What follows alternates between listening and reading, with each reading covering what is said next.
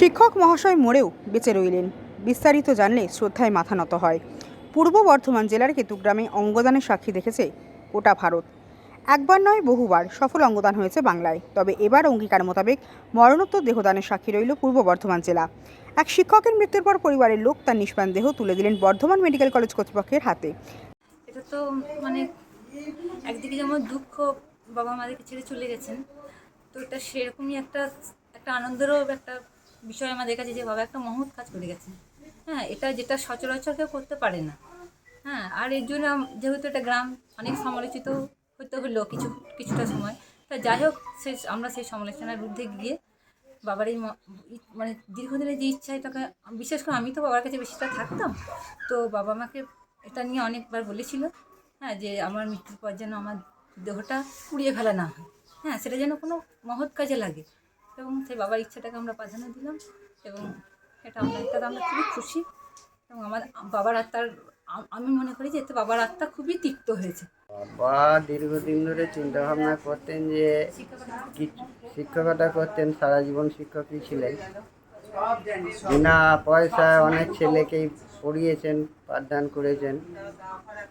বিভিন্ন পার্শ্ববর্তী গ্রাম থেকেও বহু ছেলে বাবার কাছে পড়াশুনো করতে আসতো। এই গ্রামেও অনেক ছেলে যারা উপকৃত হয়েছে বাবার পাঠদানের মাধ্যমে।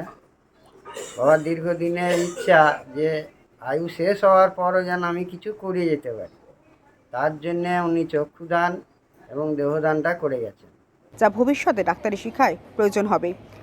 ডাইহার্ট ব্লাড ডোনার অ্যাসোসিয়েশনের সভাপতি জয়দেব দত্তের সহযোগিতায় পরিবারের পক্ষ থেকে মরণোত্তর দেহদান করা হলো কেতুগ্রাম থানার বানেদা গ্রামের অবসরপ্রাপ্ত শিক্ষক কাশীনাথ ঘোষের। বছর 81 কাশীনাথ বাবু কয়েকদিন পূর্বে নিজের পরিবারকে জানান মৃত্যুর পর যেন তার দেহ দান করা হয়। সেই মোতাবেক গণদর্পণ সংস্থার অঙ্গীকারপত্র গত 20 মার্চ পূরণ করেন এবং 27 মার্চ ভোর 4টে নাগাদ নিজের বাসায় পার্থিব মায়া ছেড়ে ইহলোক ত্যাগ করেন কাশীনাথ ঘোষ। কাশীনাথ বাবুর পুত্র দীপঙ্কর ঘোষ মৃত্যুর খবর নিশ্চিত জেনে তড়িঘড়ি তারকেশ্বর চট্টরাজের সঙ্গে যোগাযোগ করেন এবং সমাজকর্মী জয়দেব দত্তের সহযোগিতায় মৃতদেহ বর্ধমান মেডিকেল কলেজের অ্যানাটমি বিভাগে পাঠিয়ে দেন বলে জানালেন। এ বিষয়ে সমাজকর্মী জয়দেব দত্ত জানান, রক্তদানের মতোই চক্ষুদান দেহদান ও পুণ্যের কাজ। কাশীনাথ বাবু শিক্ষকতা জীবনে একাধিক ছাত্রছাত্রীকে তৈরি করেছেন মানুষের মতো মানুষ হিসেবে। তবে মৃত্যুর পরেও বজায় রইল সেই শপথ। ডাইহার্ট ব্লাড ডোনার অ্যাসোসিয়েশন এভাবেই সমাজসেবামূলক কাজ করে যাচ্ছে। আমরা তো রক্তদানের কাজ 12 মাসই করে থাকি, তারও পাশাপাশি চক্ষুদান দেহদানের বিষয়ে আমরা মানুষকে উৎসাহিত করি। একটা বিরলতম ঘটনা ঘটল পূর্ব বর্ধমান জেলার কেতুগ্রাম থানার অন্তর্গত বারেন্দা গ্রামে। এক স্কুল শিক্ষক কাশীনাথ ঘোষ 81 বছর বয়সে বার্ধক্যজনিত কারণে তার মৃত্যু হয় এবং মৃত্যুর পরে তার দেহটি দাহ না করে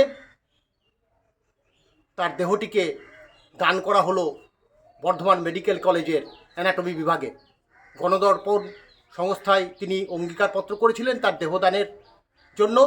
আমরা সেই কাজে পূর্ণ সহযোগিতা করেছি। ডাইহার্ট ব্লাড ডোনার অ্যাসোসিয়েশন এভাবেই মানুষের পাশে থেকে মানুষের সঙ্গে কাজ করে যাচ্ছে। উনি খুব সামাজিক লোক ছিলেন এবং আমাদের দীর্ঘদিনের বামফ্রন্ট একজন একনিষ্ঠ কর্মী ছিলেন। প্রথম গ্রাম পঞ্চায়েতের মেম্বার ছিলেন, তারপর পঞ্চায়েত সমিতির মেম্বার ছিলেন। উনি দক্ষতার সাথে এই কাজ চালিয়ে গিয়েছেন এবং উনি হাই স্কুলের পুরুলিয়া মহেন্দ্র বিদ্যাপীঠের হাই স্কুলের দীর্ঘদিন শিক্ষকতা করে গেছেন।